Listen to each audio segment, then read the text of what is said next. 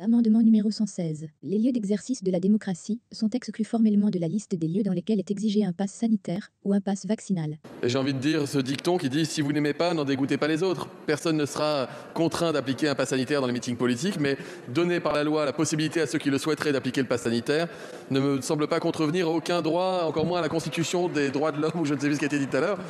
En effet, l'accès au bureau de vote ne doit pas être conditionné à la présentation d'un pass sanitaire ou d'un pass vaccinal. Et donc qu'un organisateur puisse décider de ça, même si ce n'est qu'une possibilité, c'est contraire à la Constitution. Il n'y aura pas de passe sanitaire demandé pour aller voter. Je pense d'ailleurs que ça ne serait même pas constitutionnel. C'est contraire à cette liberté fondamentale qu'est la liberté politique. Je comprends tout à fait que vous puissiez effectivement faire vos meetings selon vos conditions. Et je l'accepte totalement, c'est votre droit le plus strict. C'est la Constitution.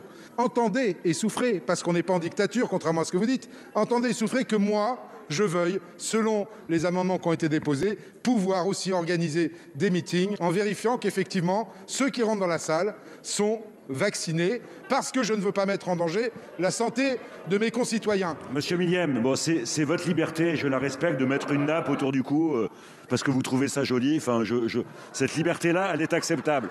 Par contre, je ne peux pas entendre, si vous n'aimez pas quelque chose, n'en dégoûtez pas les autres. Une liberté fondamentale, on n'a pas à l'aimer ou ne pas l'aimer. La liberté fondamentale s'applique à nous. Elle est consubstantielle à la démocratie.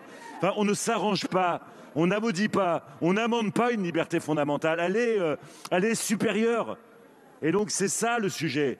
C'est-à-dire que la liberté de se réunir dans une démocratie, elle ne souffre d'aucune exception.